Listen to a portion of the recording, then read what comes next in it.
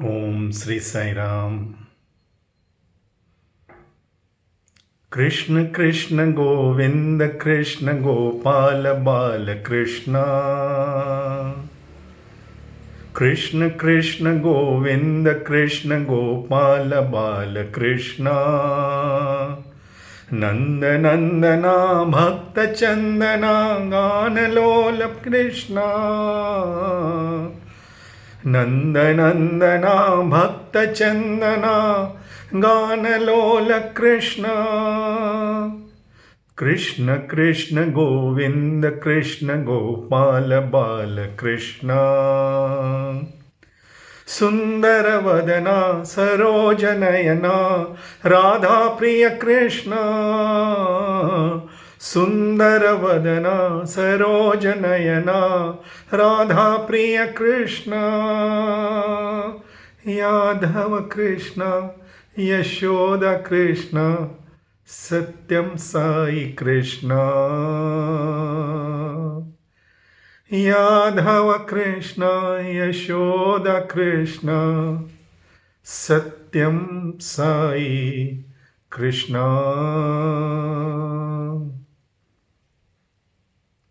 कृष्ण कृष्ण गोविंद कृष्ण गोपाल बाल Krishna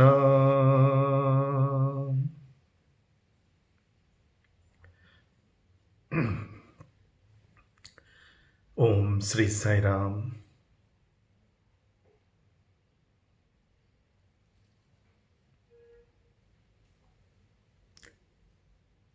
I think it was 1983 Swami's birthday, the next day, 24th of November 1983.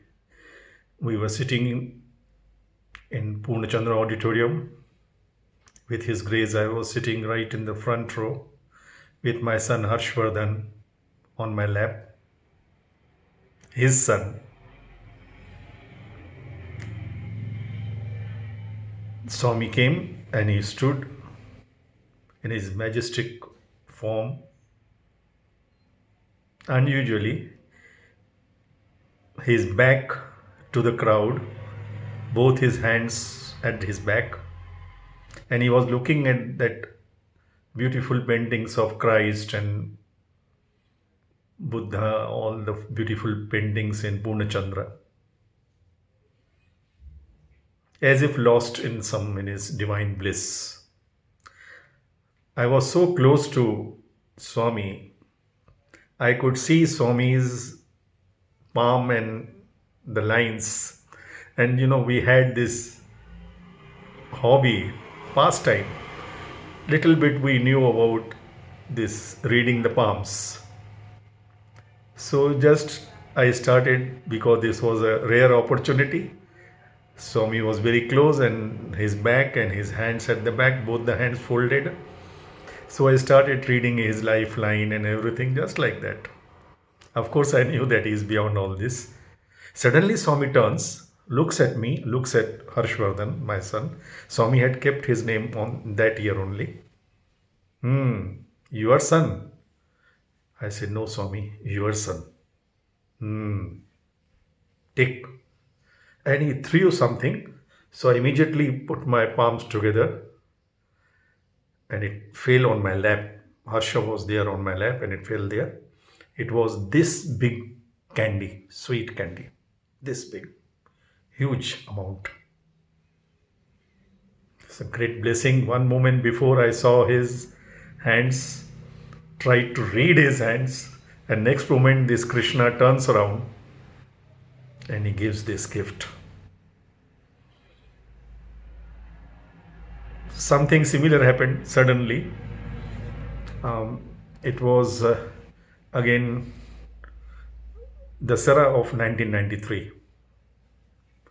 Swami was, after the divine discourse, boys would perform on the stage and Swami would, rotating chair will be kept in mid of the boys and all the boys will surround the chair so that when Swami walks in and sits on the chair, they will have direct darshan. Some would do touch his feet and all.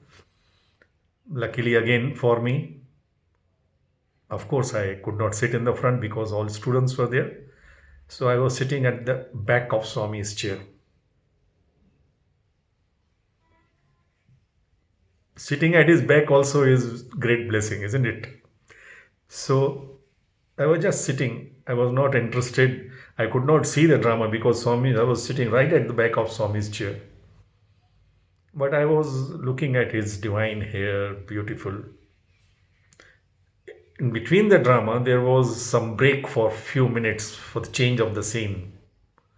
So in that time, Swami normally will rotate the chair and look at the crowd, especially the ladies' side who are pining for his darshan. Suddenly he turns back towards me, facing me, and only one sentence. I saved life of your brother.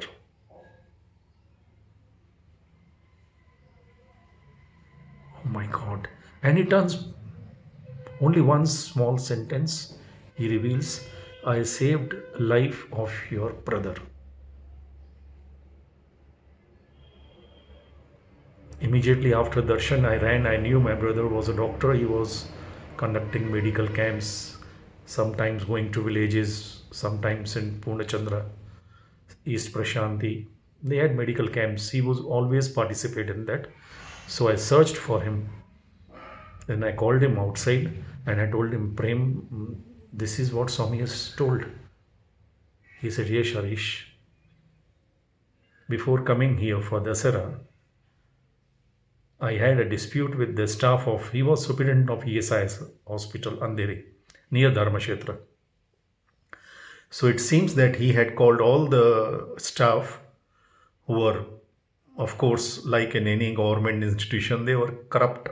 And he had made his self-inquiry into all these, their misdeeds. And he warned them with love that during his tenure, this will not be allowed and better they behave and stop these practices. And he would not spare them if they indulge into any sort of corruption. He was, of course, very noble and honest soul. It seemed that at night, these evil people, they sent their goons, four of them. He was sleeping alone. His family had gone somewhere. He was sleeping alone. And there was a knock and he opened the door and these four people with weapons to attack him. As was his habit, he shouted, Sai Ram. And then immediately next moment, these four people ran away. Next moment, what they saw, what they had the vision, God knows. So he just shouted, Sai Ram. And all these four persons, goons with weapons, they had come to kill him. At least injure him, attack him. They ran away. Then I told him, this is what Swami told me today. I saved life of your brother. This is how divinity works. This is how this 5 feet 3 inch God operates. Who would do like this, one to one, heart to heart, personal touch, personal relationship? How can we ever repay? Not possible. But one thing is certain. Whenever I recollect all these incidences, my life is intervened with Swami's Leelas so intrinsically. I can't think of any happening in my life for last 50 years, or when I even go beyond whatever I can recollect. Everything as if is scripted, decided, and directed in minutest details by him. That is why I don't give him any options. He has to come back. Can't live without him. So simple. And he has promised me that these two births I would be with him. So the very fact that I am on this earth, he has to be there. That was my argument with him in my mind when I prayed and he appeared.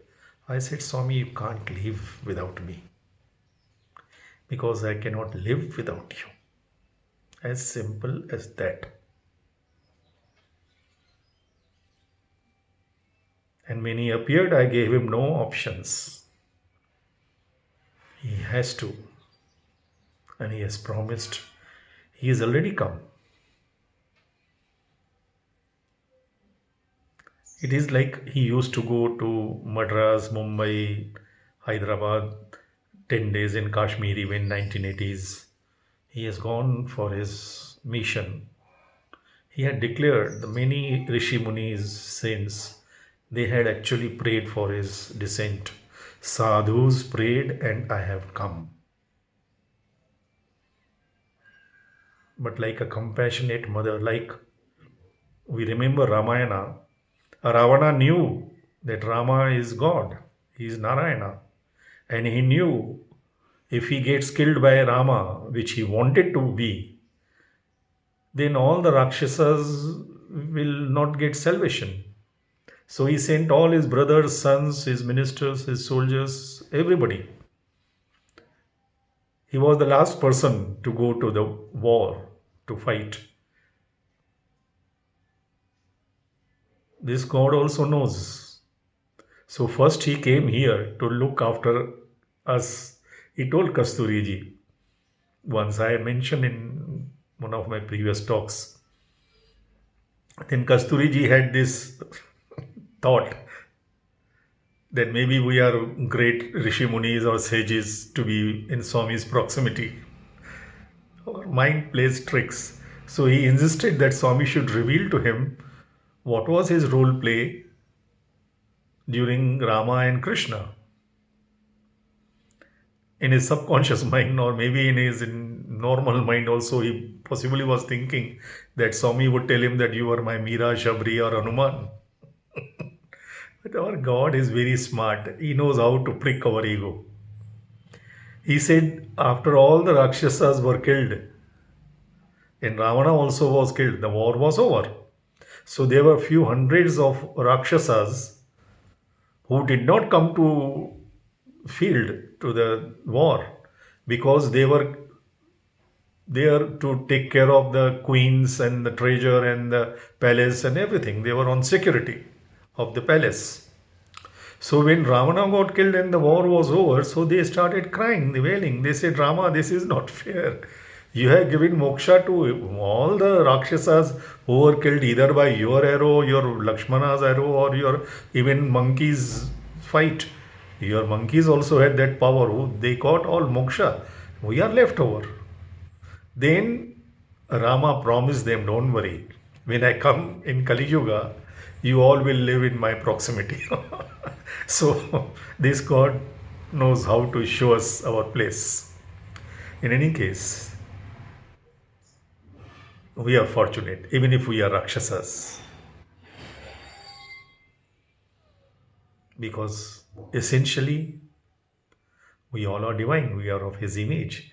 Maybe we have played some roles of Rakshasa or whatever, that is not in our domain.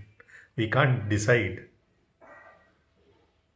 Our minds, our intelligence that God has gifted us with, this human body, human mind, human intelligence, it has some power, definitely. It is unique and it is on the highest level of evolution.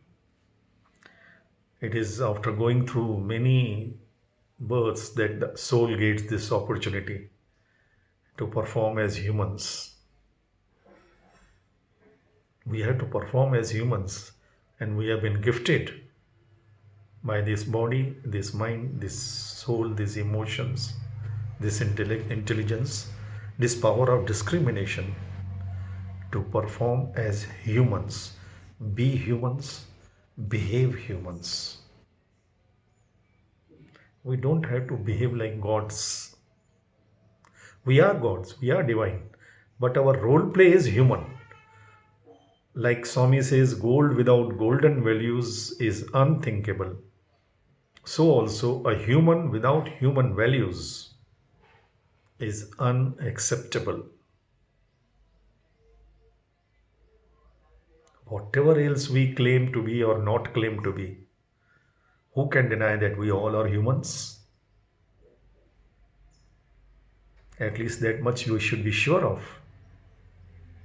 So we have to behave human. Be human, behave human. But in our little minds, we all are suffering from this common disease of frog in the well syndrome. We think that we know everything. We think that whatever little knowledge, little wisdom, little promotions, little power, little authority that we have is enough for everything. We can decide. We know how to live our lives. Manchidi. This is Ravana Buddhi.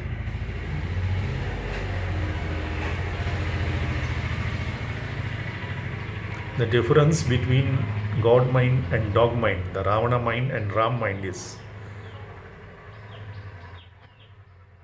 Ravana was the greatest intellectual, scholar, scientist, artist ever in the human history.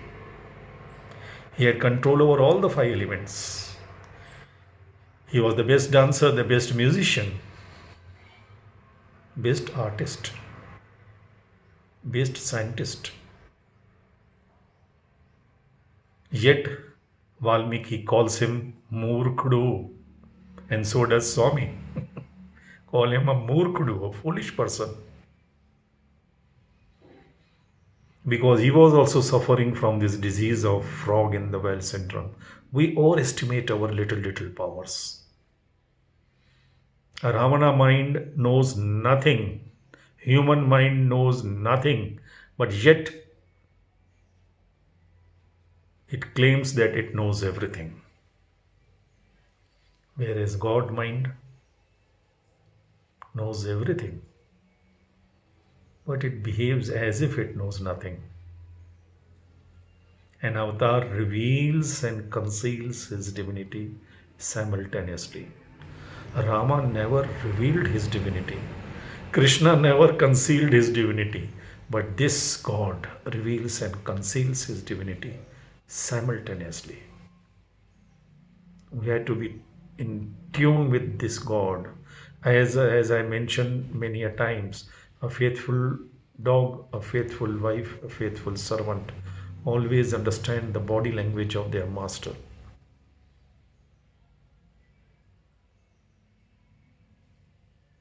I could see Swami 1 kilometer away and know what Swami is happy or not happy. Students had this knack. Swami will raise his eyebrow, they will understand what Swami wants, which direction they have to take. But along with reading his body language, we had to raise ourselves to that level of Shabri and Meera